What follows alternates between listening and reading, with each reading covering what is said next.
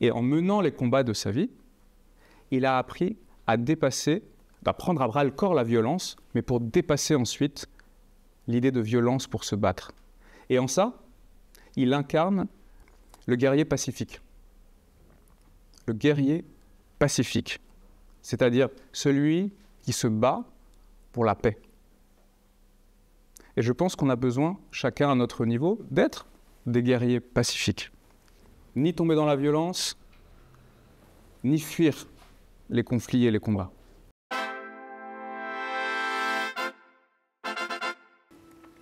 Et c'est un conte traditionnel japonais qui parle de deux forgerons de katana, les sabres japonais. Peut-être certains d'entre vous connaissent l'histoire.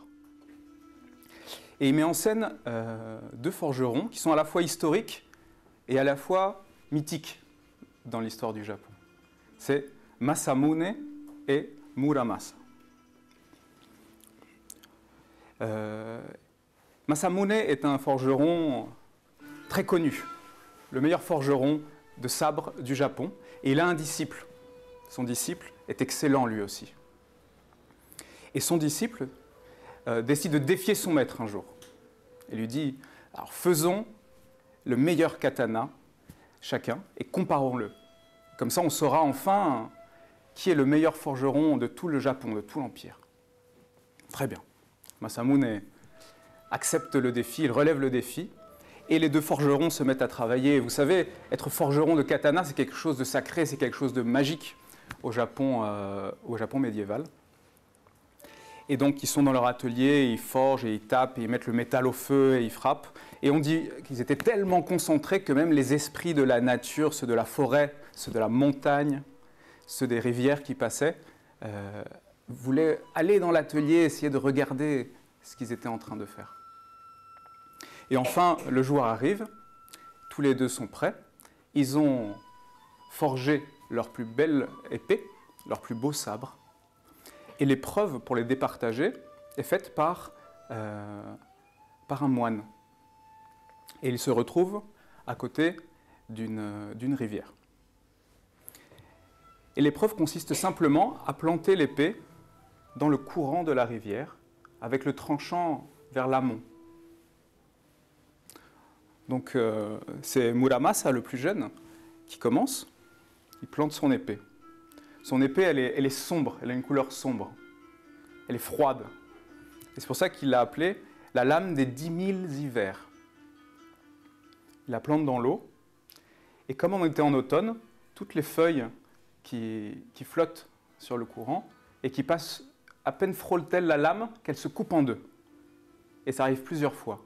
Et on dit même qu'il a coupé le courant, et même le vent qui passait, les poissons. Cette lame coupait tout en un instant.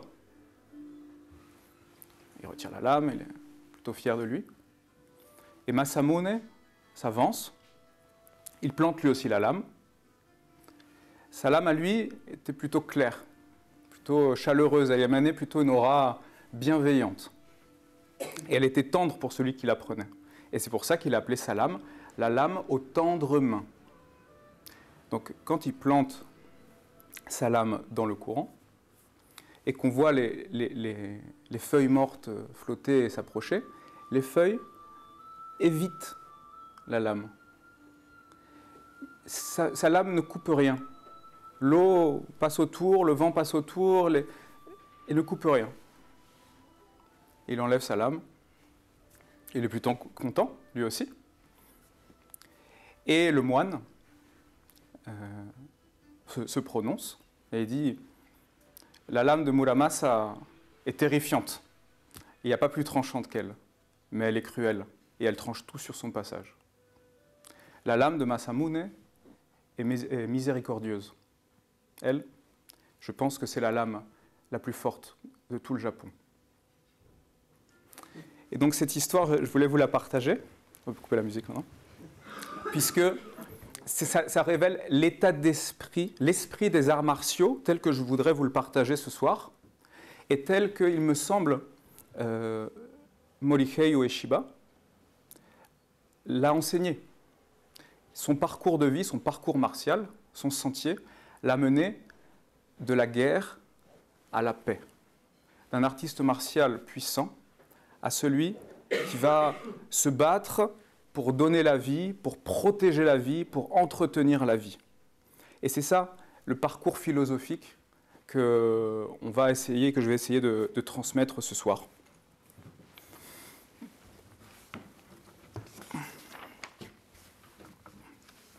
Je pense que j'ai choisi ce thème parce que je pense que c'est important et pas seulement intéressant. Moi, je suis quelqu'un qui est un passionné d'arts martiaux et je vais vous parler en tant que passionné d'arts martiaux et en tant que philosophe, pas en tant que pratiquant d'aïkido, parce que je ne le suis pas, mais je me relie au message universel de l'aïkido.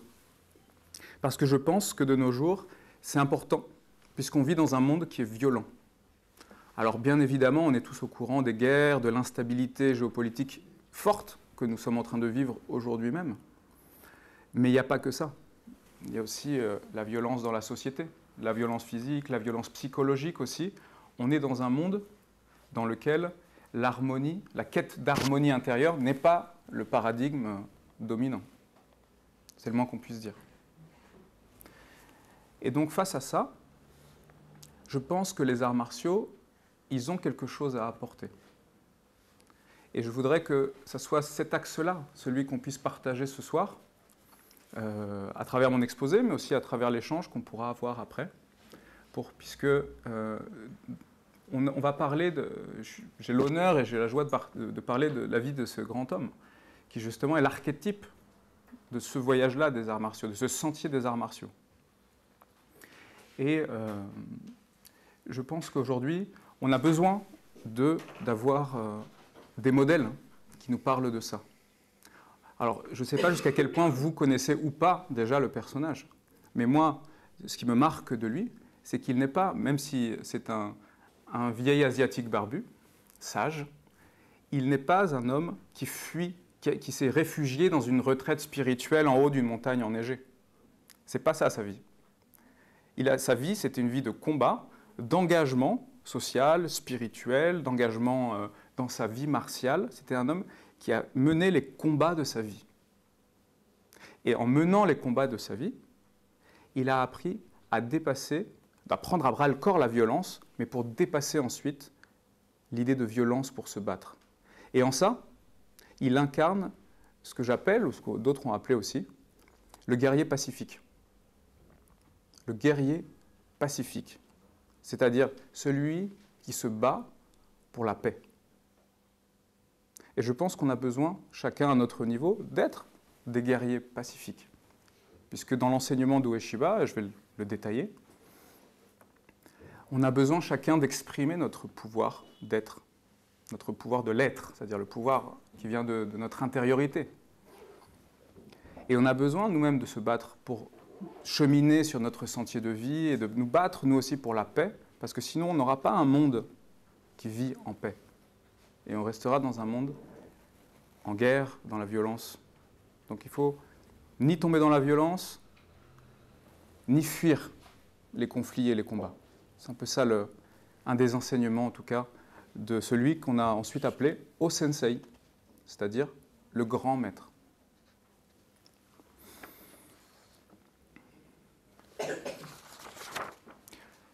Je vais vous parler un peu de sa vie, mais avant, juste un mot sur l'œuvre de sa vie. L'œuvre de sa vie, c'est l'aïkido. Donc, qu'est-ce que ça veut dire, aïkido?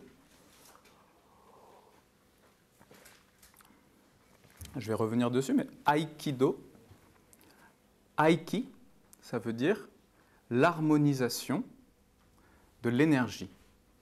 Le ki, le chi, c'est l'énergie.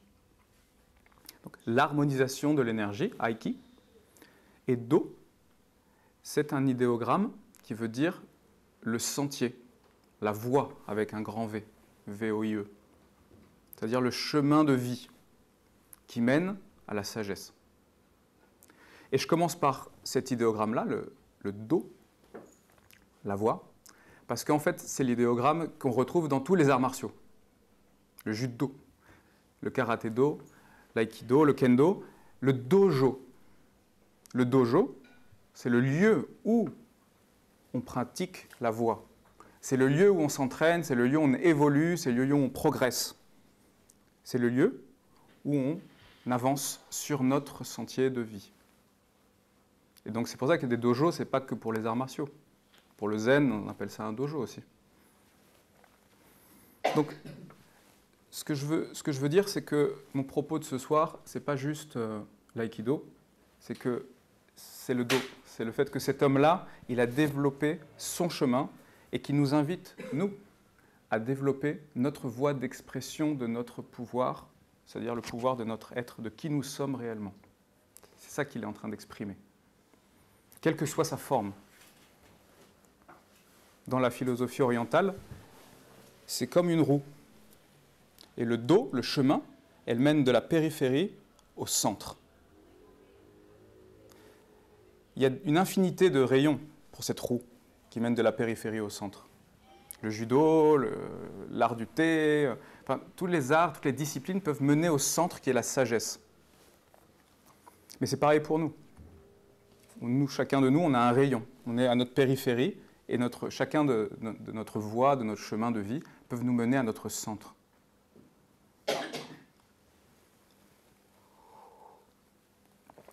Donc l'aïkido, c'est un terme qui est apparu en 1942, donc c'est tardivement, parce que voilà, son art, il l'a fait évoluer au fil des années. Et je voudrais commencer pour parler de sa vie. Donc je vais parler de sa vie et de son enseignement. Et pour commencer, je vais vous parler d'un épisode de sa vie. Comme ça, je commence par ce qui me paraît être pour lui le plus important, en tout cas ce qui m'a marqué le plus de son parcours. C'est un combat qui va mener à un satori, c'est-à-dire un éveil spirituel. Donc on est en 1925 et il est dans une période où il est déjà connu. Il a déjà développé son art, il a déjà voilà, acquis une renommée dans le Japon. Et il reçoit des visites. Parce qu'au Japon, vous savez, c'est comme ça, dans les dojos, il y a des gens qui viennent et qui vous défient, quoi. Et c'est ce qui se passe. Donc il reçoit la visite d'un officier de la marine. On est dans le Japon aussi, d'une période d'armement. C'est une période, j'en parlerai un petit peu après, il y a beaucoup de... C'est une période militariste. Il reçoit la visite d'un officier de la navale qui le défie. Et donc Morihei, si je peux me permettre, accepte le défi. Il lui dit, eh bien, allons-y. C'était un maître de kendo, cet officier de la navale. Donc le sabre en bois. Donc c'était un combat de sabre en bois. Et donc Morihei dit, eh bien, écoutez, pour vous montrer mon art, je vais vous affronter sans armes. Donc voilà, bâton contre arme. Les mains vides. Frapper le plus fort possible. L'officier attaque.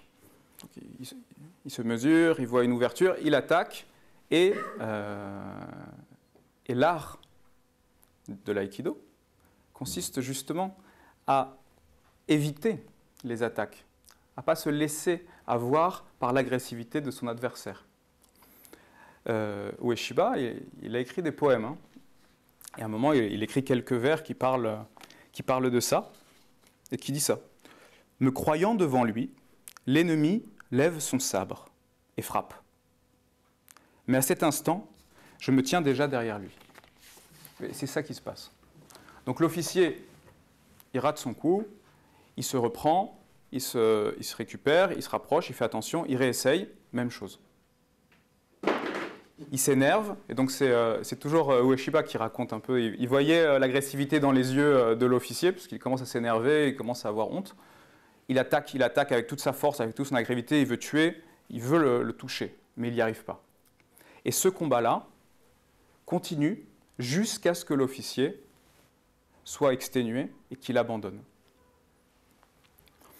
Et il y a une bande dessinée que je vous montrerai à la fin, si vous voulez, qui est belle, qui parle de la vie d'O-sensei, et qui est très, très bien faite, et qui fait dire à ce personnage-là, « Votre art est sublime.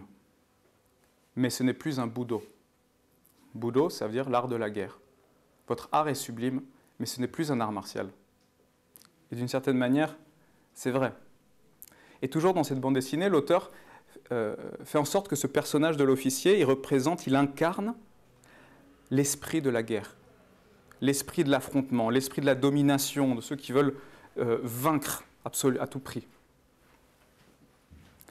Et d'une certaine manière, c'est juste, puisque à travers ce combat, ça incarne le fait que Ueshiba, il a dépassé le désir de vaincre. Et donc l'histoire continue, puisqu'il sort du dojo, il passe le jardin, il va jusqu'au puits, il se nettoie, il repasse par le jardin, et là, il a un éveil spirituel. Il sent une lumière qui tombe, il sent une énergie dorée qui vient de la terre, qui l'englobe, et tout d'un coup, il a l'impression qu'il est partout à la fois, que les oiseaux qui sont au loin, il peut les voir, les feuilles qui bruissent dans le vent, il est totalement présent et sa conscience se dilate. Et il a l'impression, il a le sentiment qu'il y a une union qui se fait entre son petit moi et l'univers entier. Et ensuite, dans son art, il va beaucoup parler du lien avec l'univers, la force de l'univers qui le traverse. C'est plus son art à lui, ça devient quelque chose qui le traverse. Et je voulais vous le citer encore une fois. Il dit lui-même, c'est lui. Immédiatement après, je sus que j'avais connu l'éveil. Quiconque se contractait et se repliait sur lui-même pour obtenir la victoire ne verrait rien. Mais l'individu qui embrassait toute chose avec amour et affection, qui laissait le qui gouverner le cours des événements, pourrait ouvrir un espace à l'intérieur de lui où il ne ferait plus que un avec l'adversaire, dans le qui, en esprit et dans les mouvements du corps. Celui qui avait connu l'éveil serait le vainqueur. Mais ce serait une victoire sans victoire. La vraie victoire, la victoire sur soi. La vraie victoire, c'est la victoire sur soi. Ce n'est pas la victoire contre quelqu'un. Et quand on le dit comme ça, c'est facile, mais c'est vraiment le cœur de son enseignement principal. Donc c'est toute la difficulté de ce sentier du cœur, c'est de pouvoir ne pas affronter l'ennemi, d'une certaine manière, tout en combattant. Voilà, c'est ce paradoxe-là qui m'a paru intéressant et qui me semble être important de nos jours.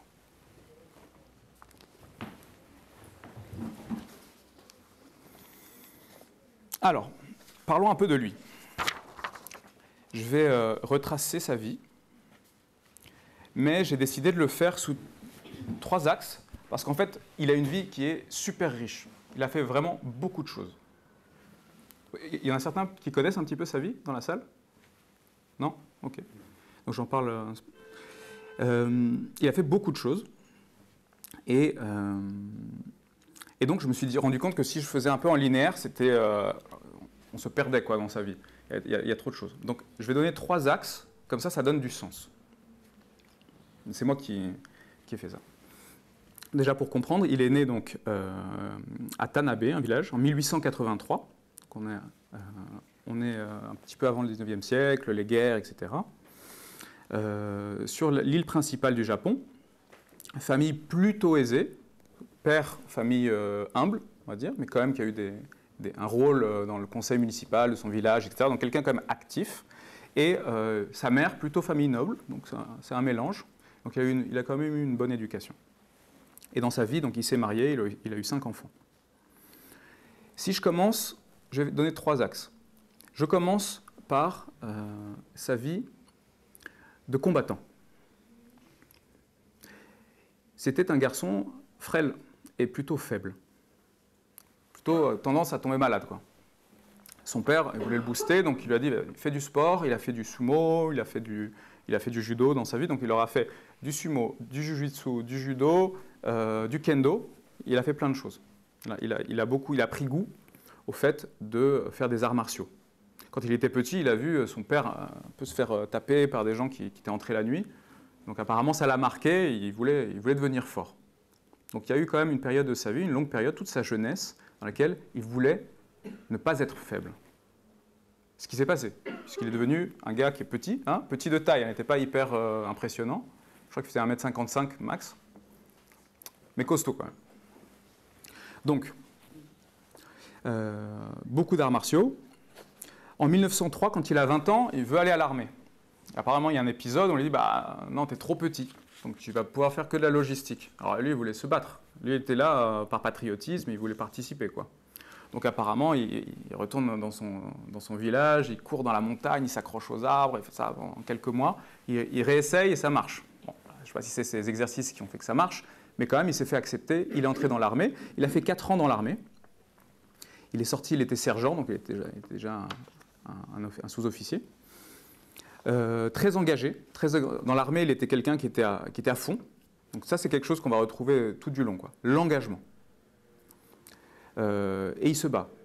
Donc il va participer à la guerre entre le Japon et la Russie, en Mandchourie. Là, on est à l'époque des empires coloniaux. Hein. Donc ils se battent pour une zone qui aujourd'hui est plutôt dans le nord de la Chine. Et donc il participe au combat. Et là, il y a quelque chose qui est important, pour comprendre aussi son art martial, c'est qu'il se rend compte qu'il peut deviner la trajectoire des balles pour les esquiver. Oh, particulier. Donc, il avait quand même quelque chose. Il percevait qu'il voyait quelque chose, quoi. Je pense que ça l'a aidé ensuite quand il a développé l'aïkido. Bon voilà, donc il a une bonne réputation de soldat, et donc il faut comprendre qu'il a vu la violence de la guerre, quoi.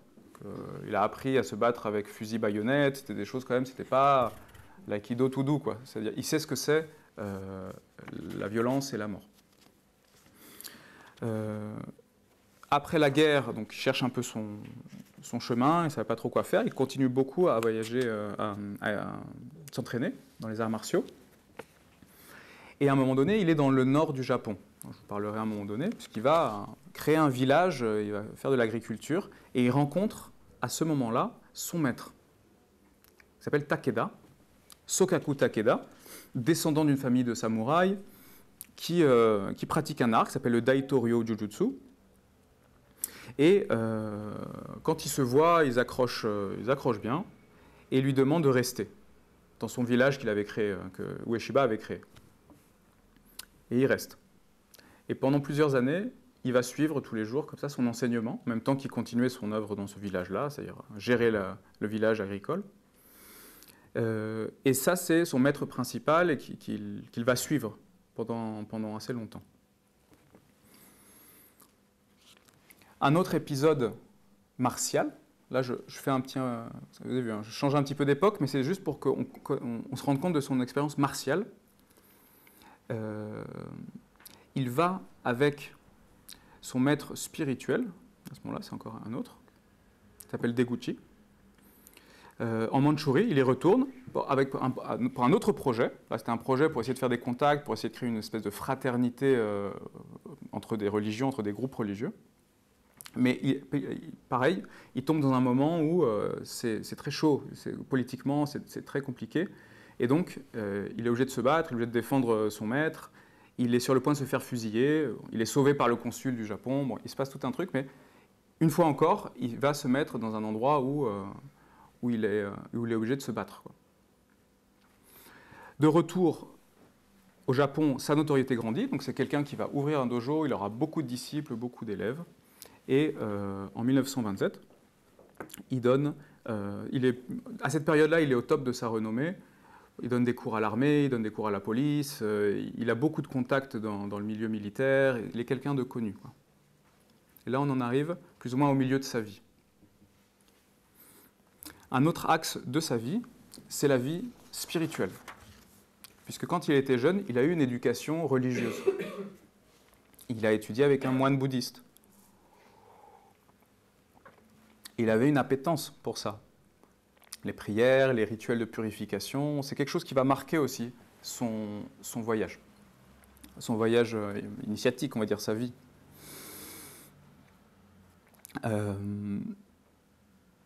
il va rencontrer un homme qui va marquer son parcours, qui s'appelle, donc, comme je vous le disais, Deguchi,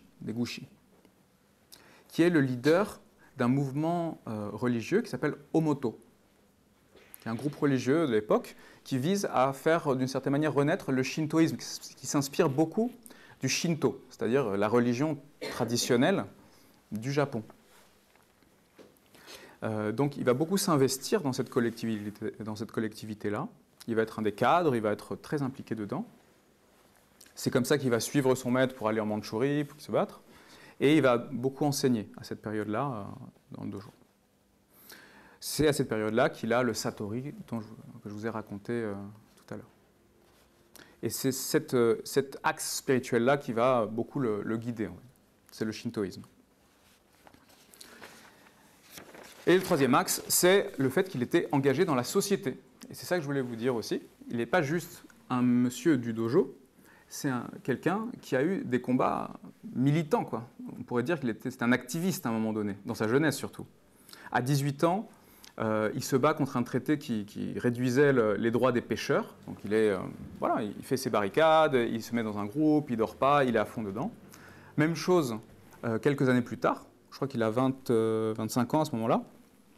Il y a une politique publique qui veut éliminer certains sanctuaires traditionnels de sa région. Il s'oppose, il est en lien avec des groupes, il se met dedans, ça donne un sens aussi à ce moment-là. Il est encore jeune, il veut se battre, il ne veut pas se laisser faire. Donc il est engagé, il n'est pas retiré du monde. Et ensuite, il y a toute la période que j'ai commencé à vous annoncer, c'est qu'entre 1912 et 1919, c'est-à-dire qu'à ce moment-là, il a 30 ans, il y a une politique de repeuplement de l'île la plus au nord du Japon, Hokkaido. Il fait froid, c'est vraiment au nord, parce qu'il n'y a personne. Et il décide d'y aller. Et donc lui, il va emmener plusieurs familles, je pense qu'ils étaient 40 familles, dont lui sera le leader. Il va créer un village de rien, dans un endroit très austère, un village qui existe encore, qui s'appelle Shirataki.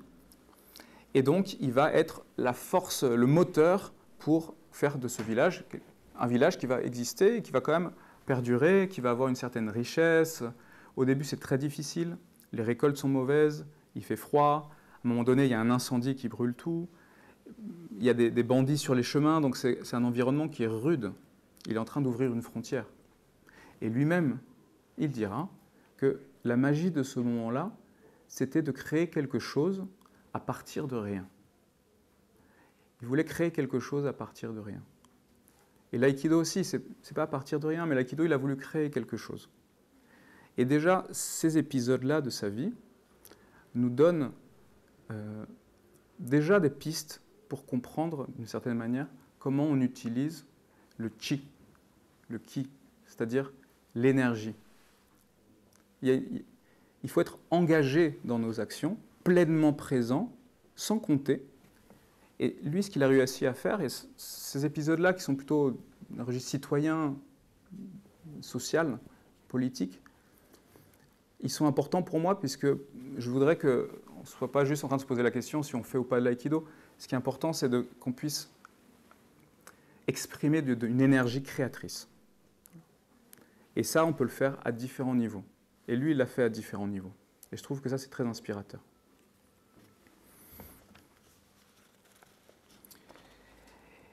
Donc là, on en arrive à une deuxième partie de sa vie que j'ai mis un peu ensemble, puisque la vie spirituelle, la vie martiale, la vie dans le collectif, l'implication dans le collectif va s'unir. Et il y a un épisode de vie, on est plutôt sur la deuxième moitié de sa vie, en 1941, donc il a un peu moins de 60 ans, et le Japon entre en guerre. Et lui, dans son cheminement intérieur, il était déjà arrivé au dépassement de l'aikijutsu, des techniques martiales, pour arriver à une voie philosophique.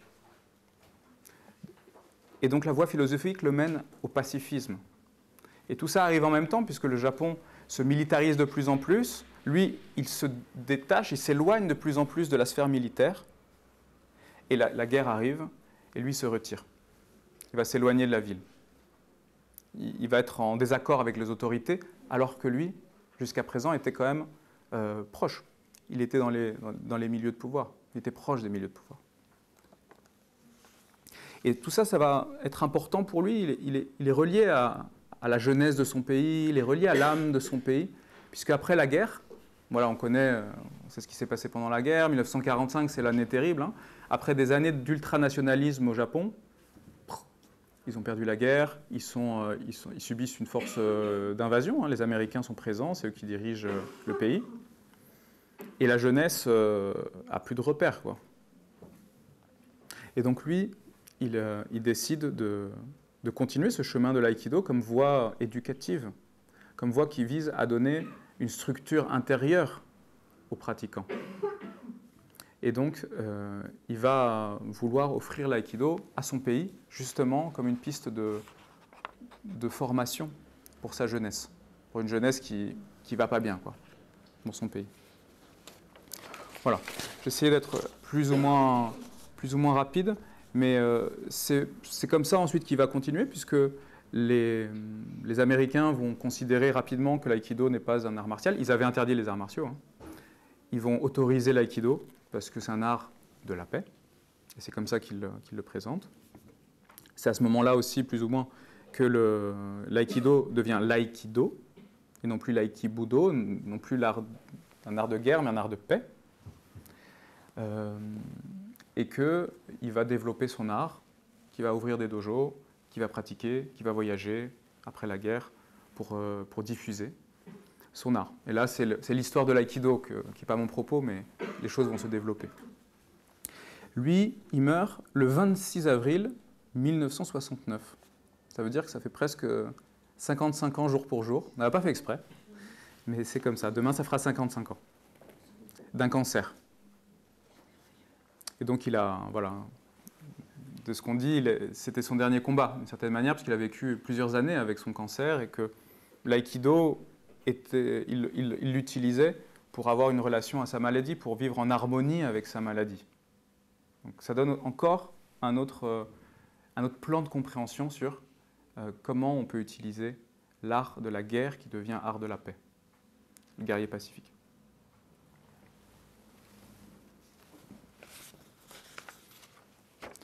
Très bien. Alors maintenant, parlons de sa vision du combat. Déjà, quelques anecdotes pour comprendre que Ueshiba, il était costaud, comme je vous l'avais dit. Il était connu pour ça. On disait qu'à un moment donné, il avait quel âge, 70 ans.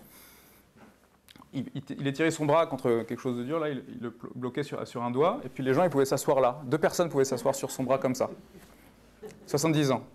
À 78 ans, l'anecdote, c'est un bloc de marbre. Les jeunes n'arrivent pas à le porter, ils disent ah, attendez, hop, ils sont gauche, pousse un côté, de l'autre côté, il lève le truc. Donc c'est un bloc de marbre de 2 mètres de long.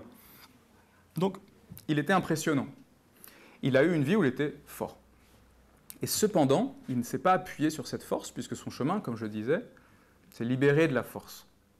Et ça a donné quoi? Ça a donné, peut-être que vous avez vu des images, quand on voit des images Do Sensei sur le dojo, on a l'impression que c'est un Jedi, quoi. Il fait bouger les choses, il ne touche même pas les pratiquants qui sont en train de tomber, quoi. C'est pour ça qu'on l'a critiqué aussi, on a l'impression que c'était du théâtre. Mais... donc j'ai quelques mots là de comment il décrivait des gens qui ont pratiqué avec lui. Il disait sa présence c'est comme un trou noir. C'est un espace. Donc c'est quoi un trou noir? C'est intéressant. Espace vide de forte densité, de gravité zéro. Ça veut dire quoi? Ça veut dire qu'il faisait l'effet d'un aimant qui joue avec les 2 polarités. C'est important parce qu'on va parler du chi après. C'est ça. C'est comme si, imaginez qu'on est des aimants et que le combat il se fait entre des aimants. Donc c'est le champ électromagnétique, on ne se touche pas, mais il se passe quelque chose, quoi. Un autre disait « Il savait voir les ouvertures créées par mon ego. » Dimension intérieure, quoi. Il voyait un autre niveau. Au sensei, affronter au sensei, c'était comme s'affronter soi-même. Donc on en reparlera, mais ça veut dire celui qui a atteint un niveau de sagesse n'a plus de peur ou de désir. Il n'est plus en train d'essayer de chercher quelque chose. Il est juste comme un miroir. Et du coup, celui qui s'affronte, il s'affronte lui-même, donc il n'y a pas n'y a pas d'accroche, il n'arrive pas à vaincre. Donc voilà, c'est un art supérieur, on pourrait dire. C'est pas technique. Et donc ça lui a valu le mot qu'on utilise pour parler de ça, de cette période-là, c'est kamiwaza, c'est la maîtrise divine. Il était tellement maître qu'il était au-delà du fait même de donner un coup, il faisait autre chose. C'est-à-dire, il passait par un autre canal pour gérer les mouvements, les énergies et les confrontations. Donc, voilà, il est passé d'un extrême à l'autre, mais il avait les deux. Il savait utiliser le sabre très bien aussi. Donc, je voudrais qu'on parle de ça. Qu'est-ce que ça veut dire dépasser la force physique? Juste, madame. Je ne sais pas si vous êtes en train de filmer, mais je voudrais qu'on parle de ça. Qu'est-ce que ça veut dire dépasser la force physique? Ça veut dire qu'on va utiliser non plus la force du corps musculaire, mais l'énergie, c'est-à-dire le chi. Et donc, je vais essayer d'en parler. Ce que je veux amener, c'est la différence entre les arts martiaux externes et arts martiaux internes. Parce que moi-même, en tant que pratiquant, je ne peux pas vous dire le chi, je ne veux pas qu'on tombe dans les fantaisies de l'art martial, je ne vais pas tomber là-dedans. Mais par contre, c'est intéressant de comprendre la logique qui veut qu'on utilise non plus la force mécanique, mais l'énergétique. Et c'est intéressant. Donc son maître lui avait appris, il y a deux voies d'arts martiaux, le Kiai et le Aiki. Kiai, Aiki. Kiai, c'est l'expression du Ki. Je projette mon Ki. Donc je donne un coup et je crie, quoi. Et l'Aiki, c'est j'absorbe, je reçois l'énergie qui m'arrive.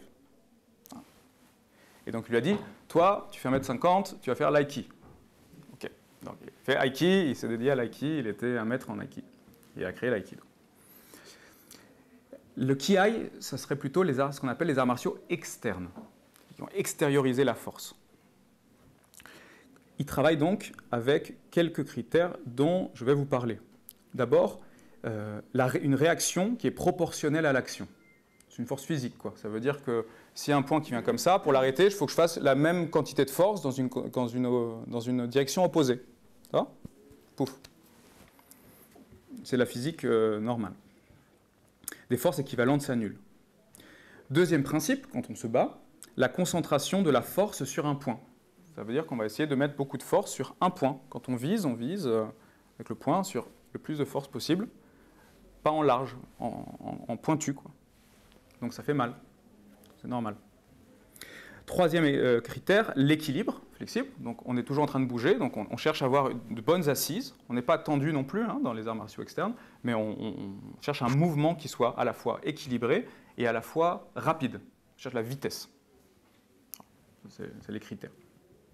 Donc, des fois dans nos vies, c'est pas que dans le combat, des fois on essaye d'aller vite, d'avoir des résultats rapides, et puis de mettre toute notre force sur un truc parce qu'on veut vraiment arriver à quelque chose, donc on va tout faire pour ça. Ça, c'est l'art martial externe. L'art martial interne, il travaille donc avec le chi. Dans l'hindouisme, c'est le prana. Chi, ki, prana, énergie, tout ça, c'est la même chose. Et c'est une dimension qui n'est pas la même que la force musculaire. Un exemple, enfin un critère plutôt. Le travail se fait avec les polarités. Yin-yang. Il y a une polarité négative ou positive, il y a une polarité féminine ou masculine. C'est actif, passif.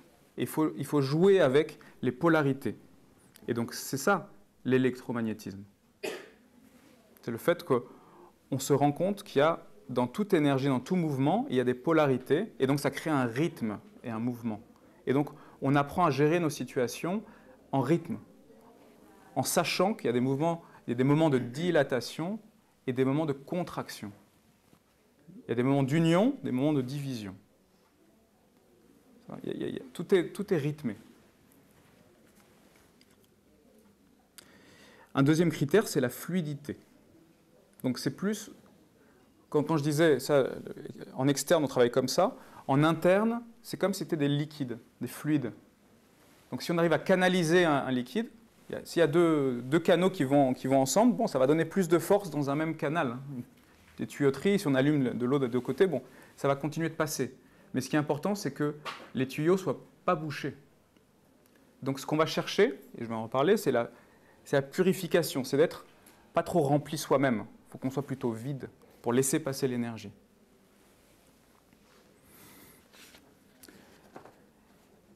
La source de l'énergie, c'est le cœur. Il y a une source d'énergie. Parfois, on l'appelle l'esprit, parfois on l'appelle le cœur. Et donc, pour pouvoir travailler avec les énergies, il faut avoir une perception interne. Il ne faut pas juste regarder à l'extérieur de soi ce qui se passe, mais il faut pouvoir regarder aussi à l'intérieur de soi.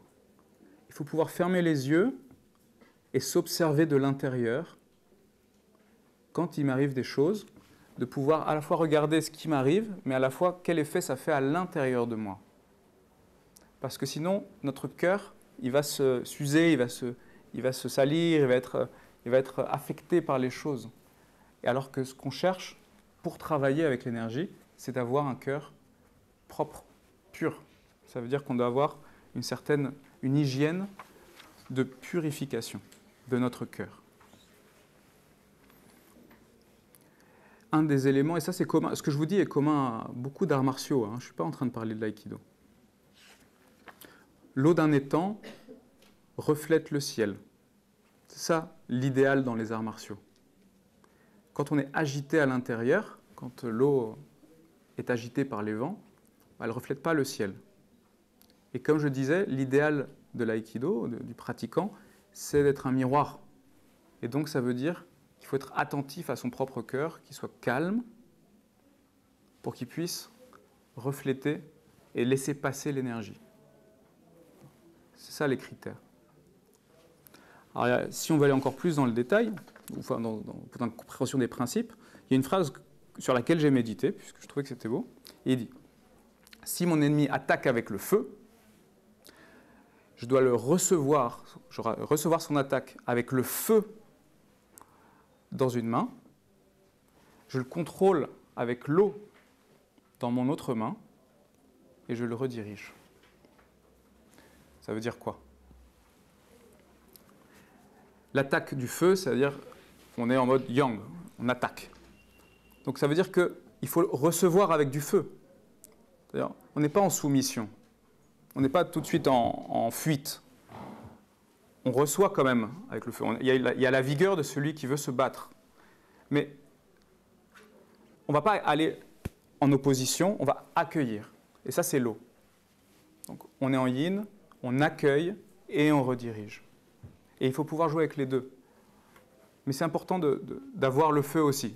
L'aïkido, ce n'est pas la fuite du conflit. Mais c'est une manière de faire face à l'attaque en arrivant à l'absorber à l'intérieur de soi, avant de la rediriger. Donc il y a les deux énergies. J'ai trouvé des exemples de ma vie, et le premier qui m'est venu, c'est ma fille. Voilà, une fille, elle a 7 ans et demi. Voilà. Et quand on éduque un enfant, il faut avoir les deux. Il faut pouvoir à la fois, si elle fait une bêtise, dire non, c'est plutôt le feu, marquer la chose, mais il faut aussi avoir la capacité à consoler et à réconforter, pour rediriger, pour expliquer. Mais il faut qu'on puisse, d'une certaine manière, faire ces deux mouvements en ayant toujours dans son cœur de l'amour. C'est ça qu'il va dire à la fin. C'est la force de l'amour, l'aïkido. Donc, à la fois être dur et à la fois être fluide, mais toujours en ayant de l'amour dans son cœur pour celui contre qui on se bat, ou avec qui on parle, avec qui on vit. C'est ça le secret. Il y a un exercice que je faisais quand je fais des arts martiaux en Bolivie, et qui va peut-être vous permettre de visualiser un peu mieux. C'est l'exercice de l'œuf cru. J'ai un œuf cru dans ma main, entier, et je vous le lance. Et il faut l'attraper. Pour attraper un œuf cru, c'est-à-dire quelque chose de fragile, on ne fait pas comme ça. N'est-ce pas? Ça, c'est des arts martiaux extrêmes. Il faut, si je vous le lance, pour l'attraper, il faut à la fois aller vers lui, et à la fois, il faut absorber la chute. Ça se fait, c'est pas impossible, Yvette. Tu regardes la caméra, non, c'est possible. Amenez-moi un œuf. On pourra faire après, peut-être. Et donc, à la fois, on va vers lui, à la fois, on l'absorbe. Il faut absorber, sinon ça se casse. Et donc, pour l'aïkido, d'une certaine manière, affronter quelqu'un, que ça soit sur le dojo ou que ça soit parce qu'on parle avec quelqu'un, on se dispute avec quelqu'un, c'est comme un enfant ou comme quelque chose de fragile. Il faut à la fois faut être bienveillant, mais il faut quand même avoir de la vigueur. Il ne faut pas laisser faire, mais il faut quand même être doux avec en même temps. C'est ça l'idée des arts martiaux internes.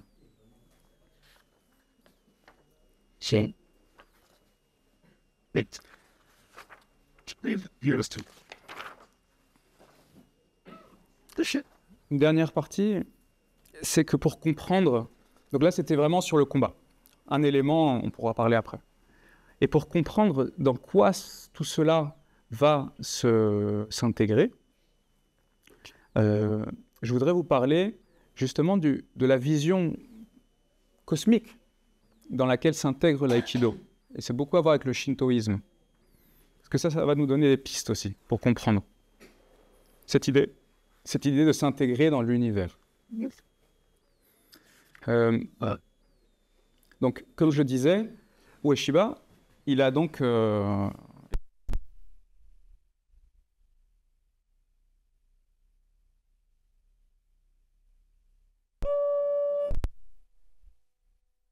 c'est de considérer que tout est vivant. Tout ce qui nous entoure est vivant. Et donc que l'être humain, à la fois sa mission de vie et sa réalité, il ne peut pas faire autrement, c'est d'être uni avec la nature et avec l'univers. Il y a une union fondamentale de tout. Mais parfois, il l'oublie. Et tout autour de nous, chaque élément est vivant et chaque élément abrite un kami. Un kami qui est un esprit. Mais un esprit, c'est sacré aussi. Parce que dans le shintoïsme, donc on va vénérer, on va prier, on va donner des offrandes aux kami, c'est-à-dire aux esprits des choses de la nature, aux esprits des éléments, aux esprits des objets, aux esprits des ancêtres. Les divinités sont des kami aussi. Tout est sacré et tout est vivant. Et l'homme a un rôle particulier.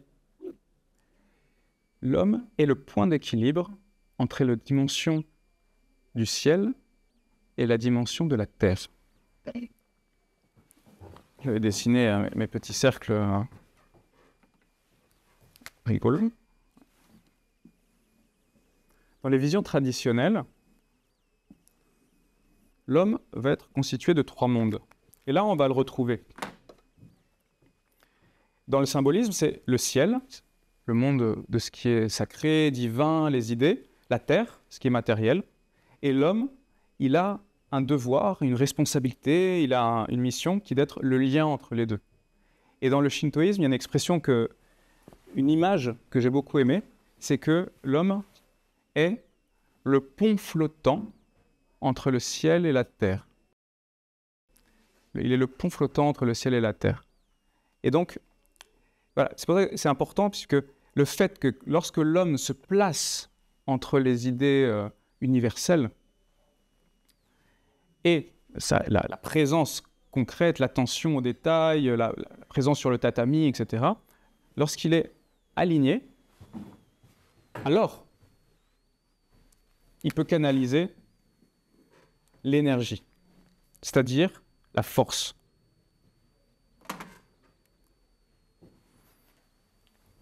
Il y a un poème qui aurait pu être du Ueshiba, qui dit « Mon art martial n'est pas à moi, il appartient à l'univers. Quand un ennemi m'attaque, il attaque l'univers. Et comme l'univers est invincible, alors comment pourrait-il me vaincre ?» Et c'est ça, fondamentalement, la force de cette voie martiale. C'est quand je suis aligné, ce qui me traverse, c'est la force de l'univers. Donc, je suis fort. Il n'y a pas de problème. Je ne peux pas être vaincu.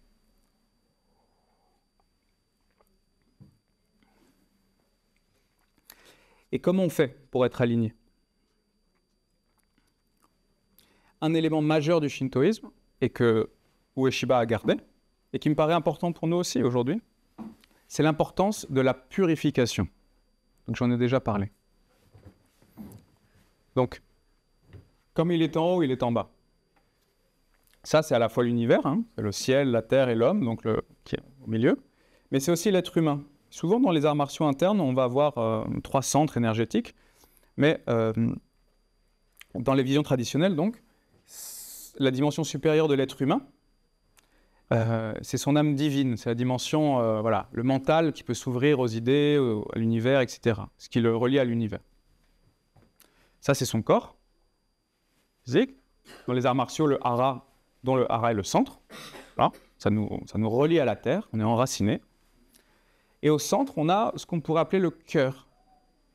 Et le cœur dans le sens de notre psychisme et de l'âme qui peut à la fois faire le lien entre notre esprit et entre notre corps. Et parce que dans le Japon, il y a l'âme reliée au corps et l'âme qui est une conscience qui s'élève. Et donc, c'est à ce niveau-là, surtout, que va se jouer notre capacité à être axé et donc à nous purifier. L'aïkido, à la fin, devient une discipline de purification des 3 centres, hein, que ce soit le corps, le cœur et puis l'esprit. Cependant, il me semble que beaucoup de choses vont se jouer dans la sphère du milieu. Et ça, il va donner beaucoup d'importance à cela. Là, je pense que je n'ai pas le temps de vous raconter le mythe, mais dans le shintoïsme, ça apparaît. C'est les divinités primordiales, si je le fais vraiment en simple, les divinités primordiales que sont Izanagi et Izanami. Il y en a une qui meurt, qui devient la reine des enfers. L'autre, le dieu créateur, va essayer de la chercher, donc il fait un voyage aux enfers. Il va côté des morts. Ça ne marche pas, il est obligé de remonter. Ils sont obligés de vivre séparément. Et quand il sort du monde des morts, il va aller à l'océan et il va se nettoyer le visage. Ça, c'est un acte fort dans le shintoïsme. Et en se nettoyant l'œil gauche, va naître le soleil. Et en se nettoyant l'œil droit, va naître la lune, qui sont des kami aussi, des divinités.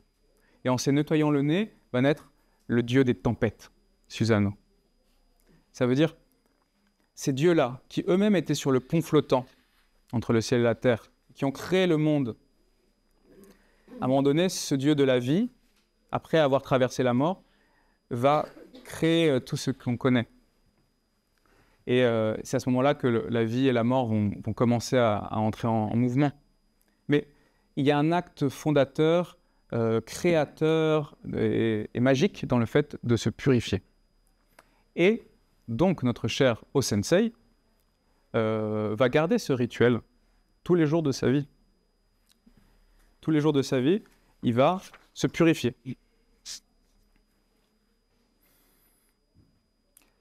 Il y a un rituel qui s'appelle Shinkon Kinshin. Shinkon Kinshin, qui va récupérer de la pratique de l'omoto, et qui vient du shintoïsme, du bouddhisme, etc. Je la fais courte, mais ce qui est important, c'est que c'est un rituel de purification. Et le nom veut tout dire, parce que ça veut dire calmer l'esprit et se tourner vers les dieux. Vers les dieux, c'est-à-dire vers ce qui est supérieur. Donc, calmer l'esprit, calmer le cœur, calmer l'esprit, ne pas être agité. Et quand on n'est pas agité, on peut regarder vers le haut, c'est-à-dire vers ce qui est supérieur, et c'est l'univers. Totalement à un autre endroit de la planète, Plotin, qui est un néoplatonicien, disait « L'âme devient ce qu'elle contemple. L'âme devient ce qu'elle contemple. » Et ça me paraît important qu'on puisse justement à chacun trouver notre manière de nous purifier. Parce que ça peut être un rituel, ça peut venir de n'importe quelle tradition. Mais nous, aujourd'hui, c'est important qu'on puisse se dire qu'est-ce qui purifie mon cœur pour que je puisse refléter ce qu'il y a de meilleur en moi. Pour arriver comme l'eau plate sur laquelle se reflète la lune. Parce qu'au niveau de nos émotions, de notre cœur, bon, si on est trop attiré par ce qui est instinctif, désirant, si on est trop attiré par les choses du quotidien, on est agité. Et que ça soit dans la voie martiale ou que ça soit dans la voie philosophique en Occident, c'est pareil. L'objectif, et de pouvoir que le cœur puisse se tourner vers les choses qui sont plus élevées pour pouvoir en être le reflet sur Terre. Et que ainsi, alors là, oui, l'artiste martial, son art va refléter l'univers et il va se faire traverser par quelque chose qui est plus beau, plus haut, plus noble, plus vrai. C'est pour ça que la philo, les arts martiaux, ça se rejoint, hein. Il y a toujours une philosophie martiale. Et donc, moi, qu'est-ce qui va m'aider à faire ça? C'est la musique, c'est une prière, c'est un exercice, c'est en regardant une peinture. Qu'est-ce qui fait que mon cœur se calme et que mon regard se tourne vers quelque chose de plus vaste que juste mes petits problèmes d'aujourd'hui? C'est vraiment important puisque les individus aujourd'hui, si on regarde trop notre nombril et qu'on regarde trop nos petits problèmes du moment, ça donne des gens qui vivent dans leur indifférence et de l'autre côté, des pays qui partent en live avec de la violence, avec des guerres, etc. Donc, la voie du guerrier pacifique, c'est justement de ne pas être juste dans sa petite vie, mais de pouvoir purifier son cœur, de voir plus au-delà que soi-même et de pouvoir être partie prenante.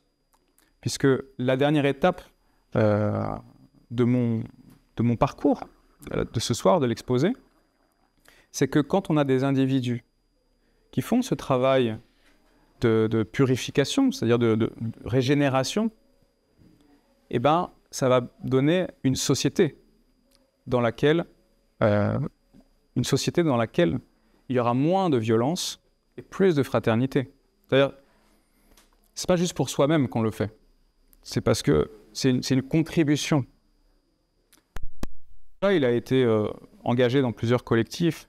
Il était patriote, il voulait aider son pays. Et sa manière d'aider le pays, c'est de faire son travail à lui. C'était de purifier son cœur et de pouvoir apporter, de construire un monde à partir de cette paix intérieure. Chaud.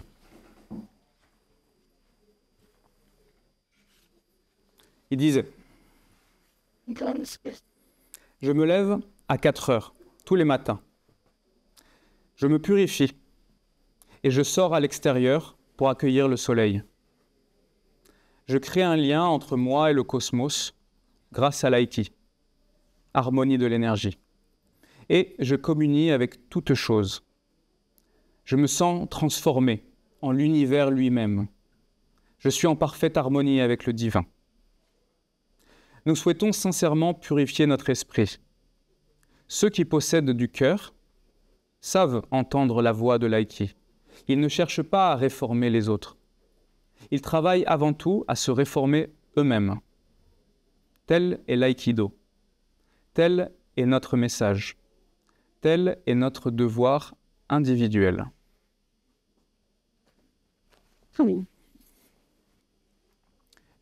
Donc, d'une certaine manière, la voie des arts martiaux consiste à se battre à l'intérieur, c'est-à-dire à trouver nos combats à l'intérieur.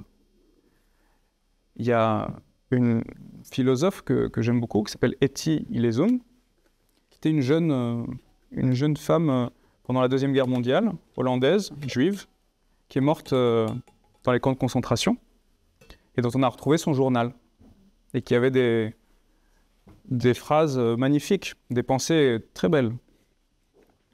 Et il y en a une, parmi d'autres, qui m'a beaucoup touché, que je ne pourrais pas citer de mémoire, mais l'idée c'était « Je veux faire rentrer dans mon cœur les combats de mon siècle ». C'est-à-dire, ma manière d'essayer de me battre pour le monde, c'est que les combats que je vois autour de moi, je puisse les mettre à l'intérieur de mon cœur et que je puisse ainsi essayer de participer à leur résolution. S'il y a de la violence dans le monde, moi, il faut que je me batte contre ma violence. La haine, l'égoïsme, il faut que je puisse faire vivre, que mon cœur soit le terrain de bataille du monde. Et comme ça, je pourrais participer d'une certaine manière à sa résolution. Je ne serais pas impuissante. Et c'est la même chose pour la voie des arts martiaux. Il faut accepter le combat intérieur. Et comme ça, les problèmes qu'on a tous les jours, ils auront un autre goût, on sera relié à ce qui se passe je sais pas, en Ukraine, etc. Il faut qu'on puisse vivre tout en étant relié au combat des autres.